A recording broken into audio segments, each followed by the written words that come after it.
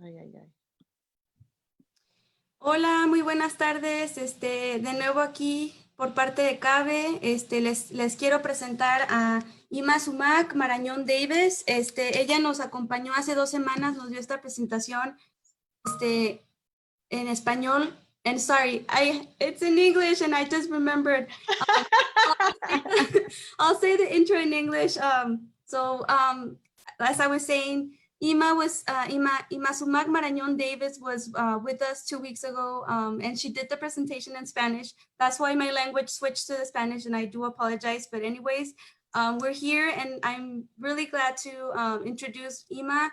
Many know her as Ima, so thank you so much, Ima, for being here and for allowing this space to give your expertise and your time for the community. So I appreciate you being here present. Thank you so much.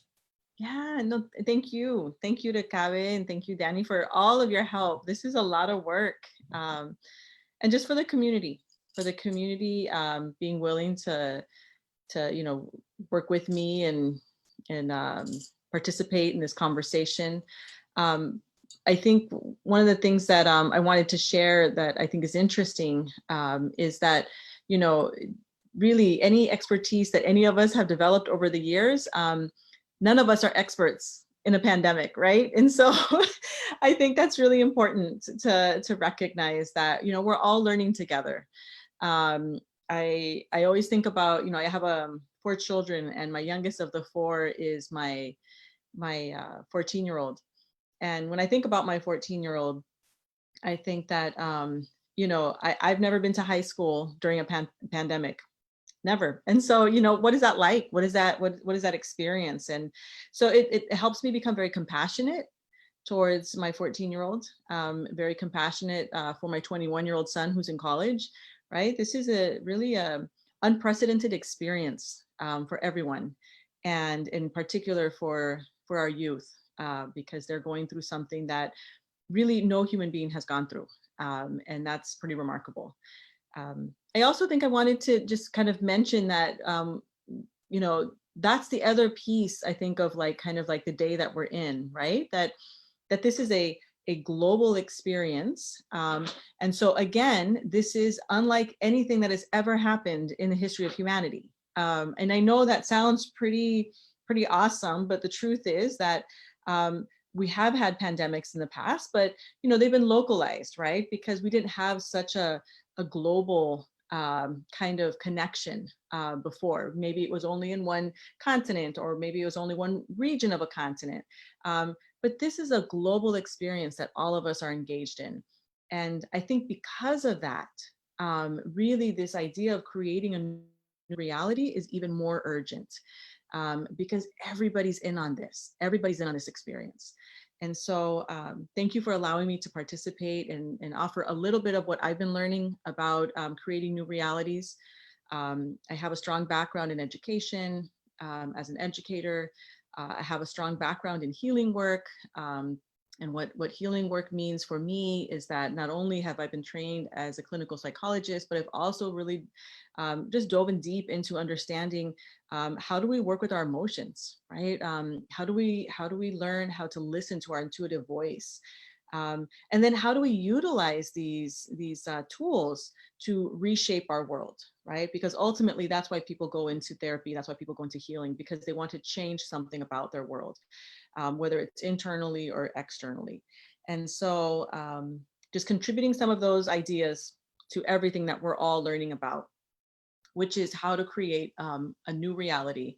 And what I would like to suggest is, if we're going to create a new reality, that maybe we can create this new reality with an idea that is centered on a spiritual principle, right?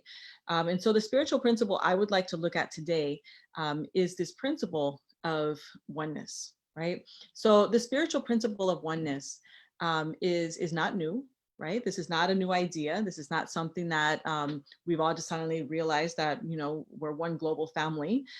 This is something that, we've had teachers from, thousands of years telling us that we need to learn to love our neighbor, right? So this is not a new message. This is something that we're all, kind of moving towards. And maybe we're at the stage that we're at now. We're finally at a place where we can begin to see some of this oneness begin to emerge from this experience, right? Because again, as this is a global experience, we're all in it together, right? The whole planet is thinking about this. And so it doesn't matter what culture you come from. It doesn't matter what language you speak.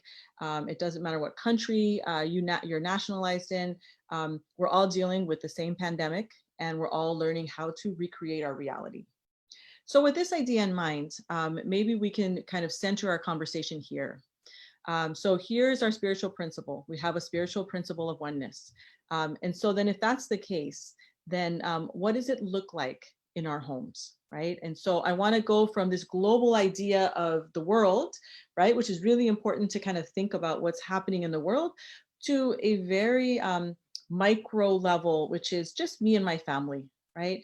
Now, why would that be important? Because remember, the family is the building block of humanity, right?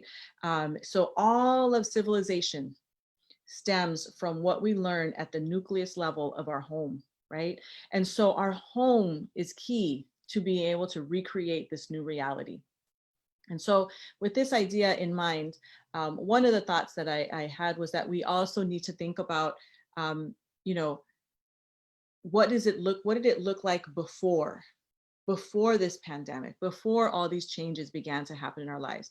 Well, we still had our family, our nucleus, and within our family, we had expectations about who plays what, who does what. We had habits that we all kind of engaged in, right? So, every morning I would get up, and there was a certain habit that I would engage in the morning. Routines, right? I knew who was going to drop off which child. I knew when I was going to get to work, right? So we all had these kind of natural things that we developed, and these things didn't come out of nowhere. We developed them out of somewhere, right? And so everyone is doing their work, right? So those who go to work, go to work. Those who go to school. Like everyone was on their path in life, and this wasn't arbitrary. Right? This wasn't just some arbitrary thing that happened, right? These habits and routines that developed out of either our cultural norms, right? So what is the expectation of men in our cultural norms? Okay, that's what men need to go do. What is the expectation of women? Okay, that's what women go do. And it doesn't mean that sometimes we tried to challenge those, right? So maybe we said, no, women can do this too. However, there was still a strong pull for women to also include other elements of their cultural makeup. And so these were all things that really we developed over time in our homes, and then began to pass them on. This is what we do as a family, right? And then suddenly everyone is home. Suddenly nobody can leave, right? This all changed, and suddenly we had to ask very simple questions, who's going grocery shopping? Who's the one that's going to go do the grocery shopping, right? And so suddenly things that before, were really, easy and commonplace became difficult, right? Who's going to teach the children, right? The kids are all home now, right? So now who's in charge of making sure that the children learn? And then who's going to cook the meals all day long, every day? I don't know about in your home, but in my home, it's who's making breakfast, right? Who's making lunch? Who's planning and making dinner? And then what about the snacks in between? It's a big task. It's a big task, right? And so if I hold on to my norms of my, traditional way of doing things, right? It's not going to work. This is too much work for just one person, right? And so really when we think about these ideas, we really need to start thinking about, okay, how am I going to reimagine how we're running our home, right? And remember, we want to reimagine this centered on that principle of oneness, right? So now all the things that maybe before were simple now become much more complex. And so something as simple as chores, now it's, everyone's at home. And so now who's going to be in charge of the chores, right? Because before, if everyone left and there was one person at home doing chores, it was not a big deal. Or if before somebody else came and did chores for me, right? That's not an option anymore, right? And so now how do I do this? And then of course, the other big question is, what about me? How do I take care of myself during this time, right? When the children have so many needs, and when our spouses have so many needs, and the elders in our home have so many needs, right? How am I going to take care of myself?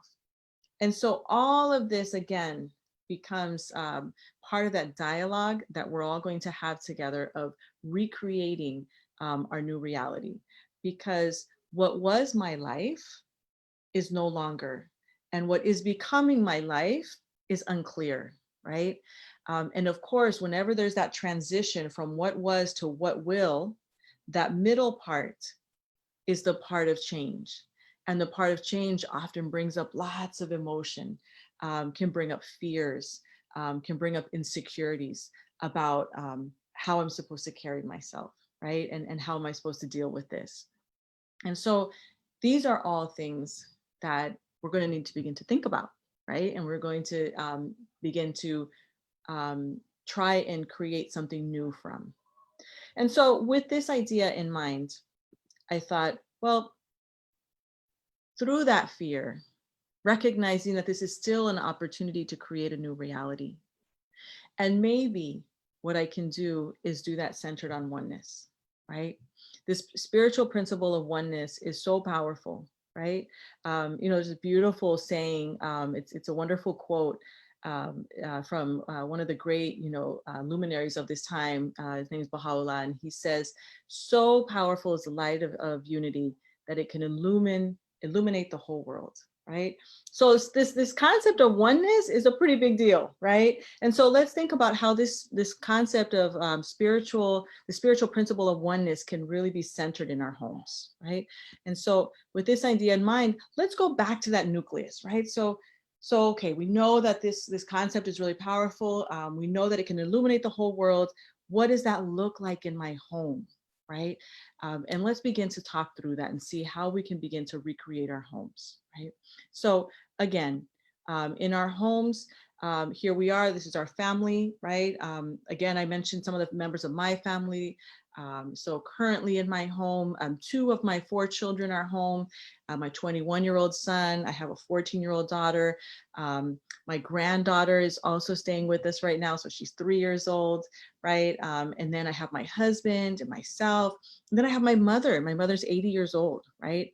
So just think about your nucleus. Who's in your home, right? Who lives there? That's your nucleus. That's your building block to the civilization of humanity. And you have a lot to contribute to this learning, because whatever the makeup is of your home, what you learn there is what you're going to help the rest of us learn about how to work together with these kinds of people. So I can contribute. How do you work with a 3-year-old and an 80-year-old in a home with everybody in between, right? And so we're all going to kind of learn how to contribute to this body of knowledge around how to recreate our homes, right? So you have your nucleus, your home, right? And so then again, now we want to develop new expectations, right? New expectations of what is the role that each person going to take, right? What are the routines that each person now is going to participate in? And what are the new habits that we have to engender, right? If before we all got up early to get ready for school and to get ready for work, what do we do now in the morning, right? What does that look like when it's centered on a spiritual principle of oneness, right? And so one of the ways to think about this is that remembering that these expectations need to be centered and based on love and oneness. Now, why do I say that? Because if expectations are based on anything other than love, right, you get in trouble, right? You get in trouble because you begin to demand. And love does not demand, right? Love works with you. Love learns with you, right? But love does not demand. And so if I'm going to have expectations about how I behave, I want to do that with love, right? I want to do that thinking about oneness, that we're all in this together, that we're all walking forward together, that we're all learning together, right? And so with this idea in mind, right, we're going to now be able to start going through our home. Okay. I want to say one more thing about why based on love and oneness. Because if I don't base my behavior on love and oneness, I'm also in danger of guilt. I'm in danger of trying to get you to do something by making you feel guilty. You should do this after all because of, right? And then it causes that person to feel guilty, and they do it out of a sense of obligation, not out of a sense of love, not out of a sense of fellowship and joy with everyone, right? So instead of really thinking about expectations as demands, we want to think about them as expectations of my own behavior that's going to nurture a love of understanding, right? We want to deepen our understanding as a family around what is this new reality we're creating. And so, with this in mind, this also means that now we have to develop a new equitable routine. Now, what do I mean by that? Well, again, maybe before, according to our culture and according to our traditions, men did certain things, women did other things. The eldest, child took care of these things, youngest child did this, right? Everyone kind of had their role. But now everyone's home. So now we have to develop a routine that is more equitably kind of organized, right? So what are the needs of the family? And who is able to arise to those needs? And one of the ways we do this is basing the needs on the most vulnerable. And we already know who the most vulnerable are in the situation. We've been told, right? It's our elders, and the youngest of the family. And let me say a word about that in a moment. But of course, we know with our elders, we've been told they're most at risk. And so those are the most vulnerable. So then we know that if we're going to develop this equitable routine, one of those routines, like grocery shopping, will not fall on the elder, right? Because they need to be protected and stay home, right? But another most vulnerable element is, I mentioned the youngest child, right? The young children that are about, 8 years old and younger. And the reason why I say they're vulnerable is because they're vulnerable emotionally, right? They're vulnerable to their environment emotionally. They don't have yet a strong enough frontal cortex to be able to think about their reality. They're not able yet to cognitively understand what is happening around them, right? Not from a cognitive point of view. They do, however, perceive emotionally what is happening around them. And so they're vulnerable because they can see the fear, they can see the uncertainty, they can see the pain, if there's any pain going on in the family. They can read all these things. They've always been able to read these things. But now many of us have a heightened emotional state, and that makes these children more vulnerable, right? And so we really want to be mindful of how do we help them, because they don't really understand the reality that we're in, and trying to explain it to them is not going to help them understand that reality. And so in very simple terms, you can work with your young children. So for example, I mentioned my 3-year-old granddaughter, right?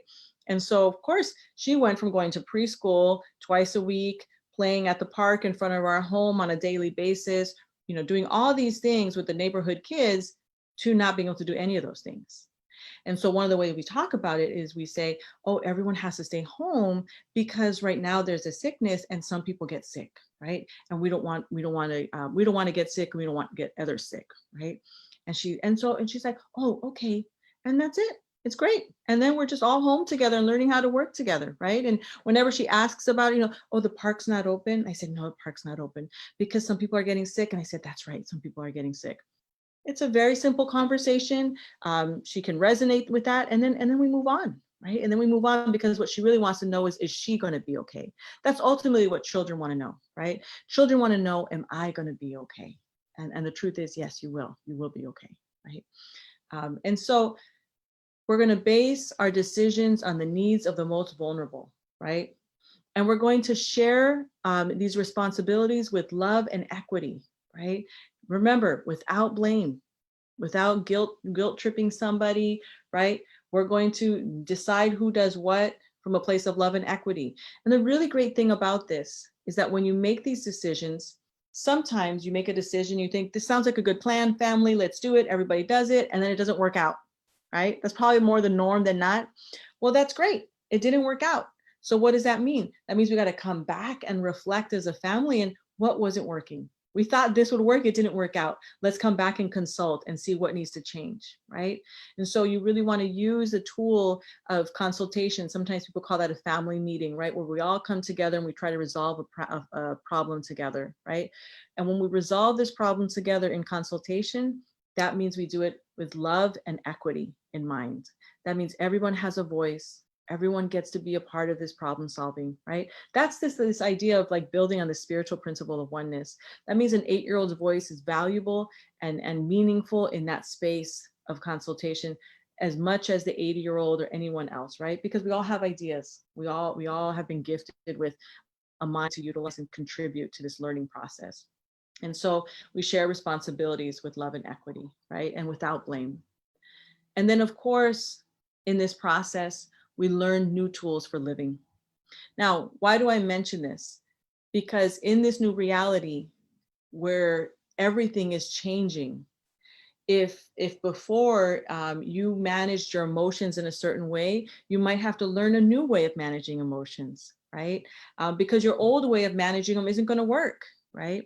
Or if before when there was conflict, you dealt with it in a certain way, now you're going to have to find a new way of dealing with conflict because the old way doesn't work anymore, right? In other words, in this era of like dynamic change, everything is being rethought, right? And you can see that. You can see people are starting to question, really, what is the economy for? Really, what are these things for, right?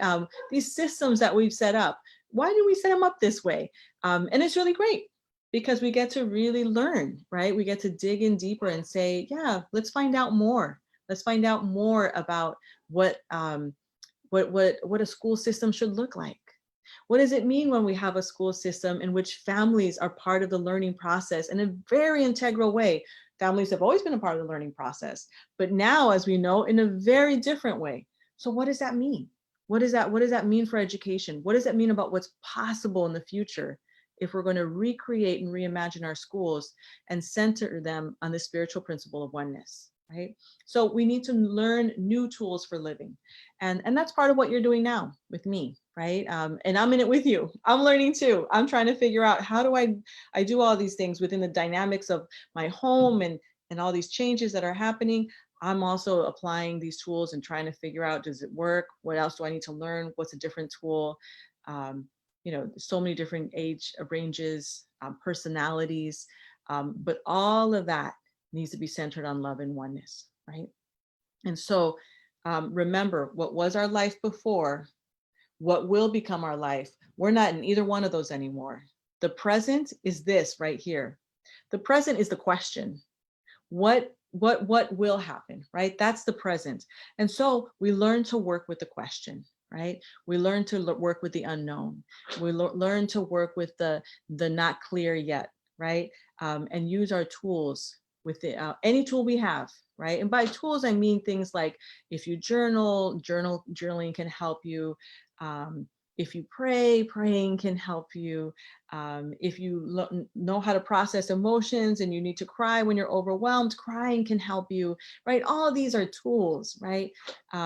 If taking a walk in your backyard can help you, those are things that you want to start learning. Maybe before you used to take long walks out in the neighborhood. Well, maybe now you're just going to do a real quick one around the block, if your county allows that, or your city allows that. Or it might be in your backyard, or it might be just taking deep breaths, looking out the window. Whatever it is you have to do to begin to develop a new tool to take care of yourself, right? Because with this idea in mind comes this other idea, right? And that is that this is really a new day, right? All of us are facing a new day. Again, this is global. This is what's so exciting about this, right? This is not something that is just for one part of the world or just one part of the country. Really, all of humanity is walking into a new era of beginning to see itself as one people, right? And so, if that's true, then we need to start walking that way, and our systems need to reflect this, right? Our systems need to reflect this new era, right? And so, with these, with these ideas in mind, I always want to think globally what's happening. At the global level, what's happening? Oh, all of humanity is walking forward. All of humanity is in movement. all of humanity is in transformation, but at a very micro level, equally important, I'm also, in the end of this entire process, also in transformation, right? It's me who's in transformation. And I think that's really important because sometimes we can get really lost in how big this experience is, right? The whole world is changing. We see it on the news all the time, what the cities are dealing with, what the epicenters are dealing with. It can get really overwhelming. And all of that's important, right? However, we can't lose sight of our own personal transformation because our own personal transformation is how we contribute to the global transformation, right? And so at the end of the day, I want to keep reflecting on that. How am I personally changing? What am I doing differently? How do I respond differently, right? And some of these things can be, how do I learn to give love? Because ultimately, maybe that's my job. I mean, if I'm going to love my neighbor, maybe part of that is giving love, right? And so then the question is, how do I give love? And, with that, how do I give love to me?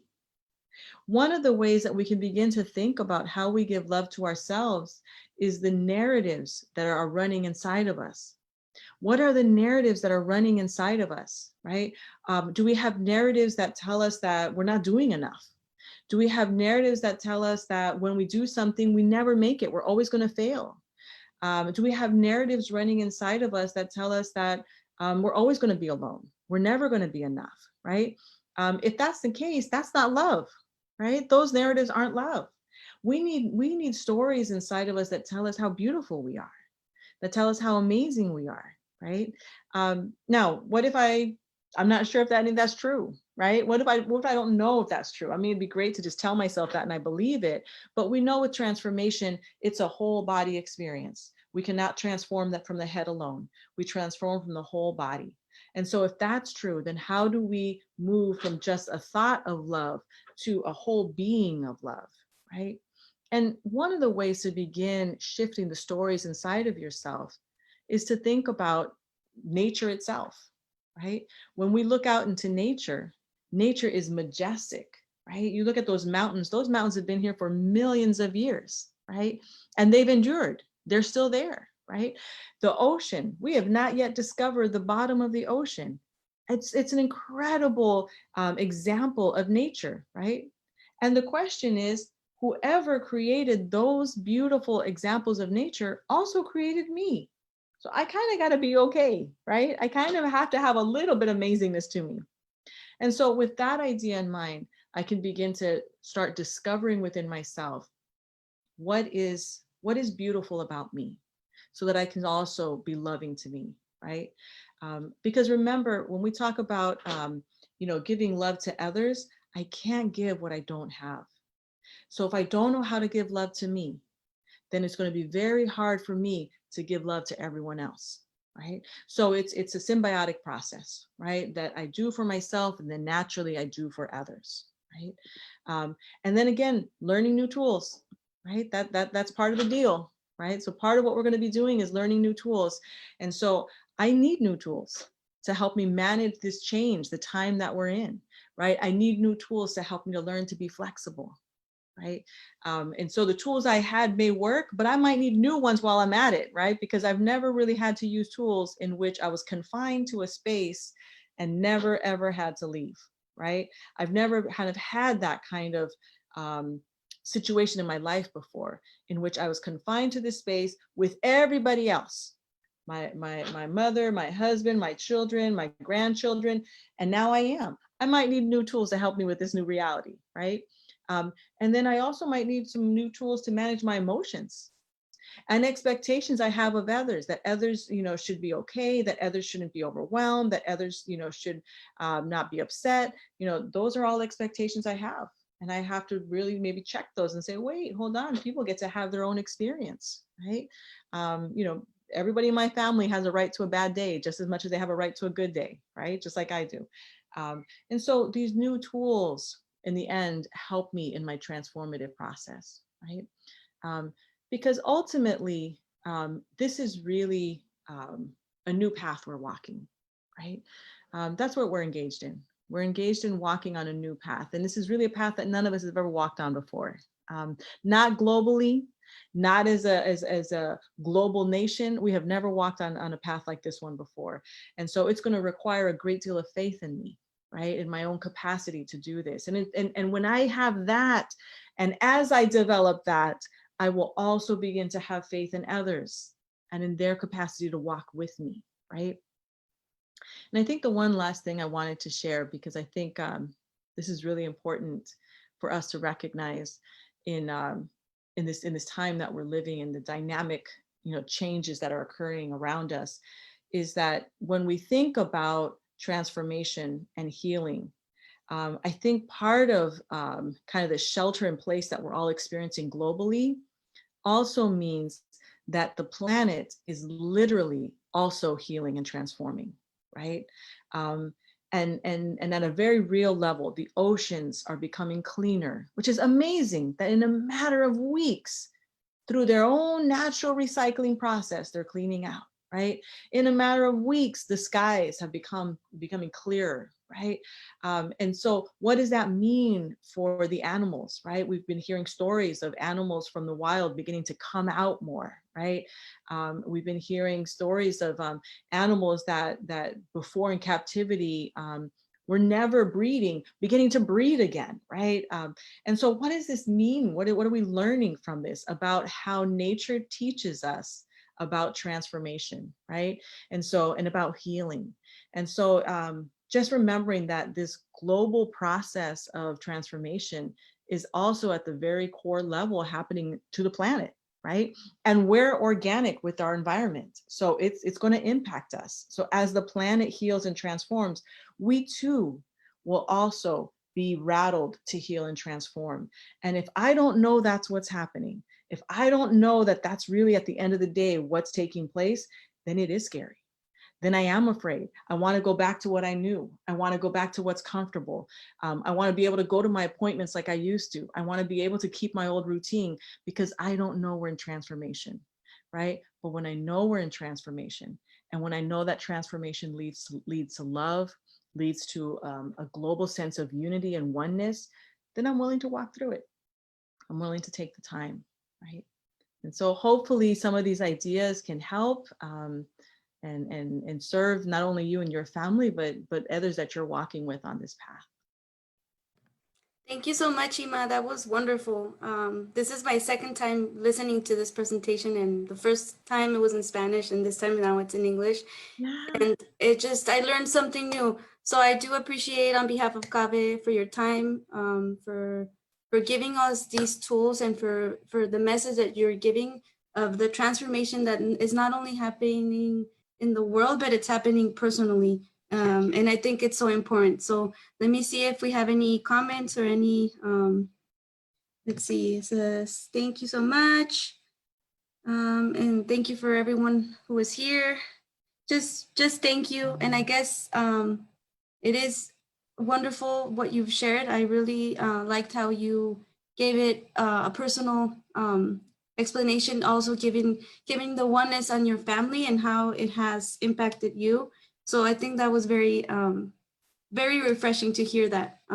So thank you so much, Ima. And like I said, we're trying to do this every Thursday.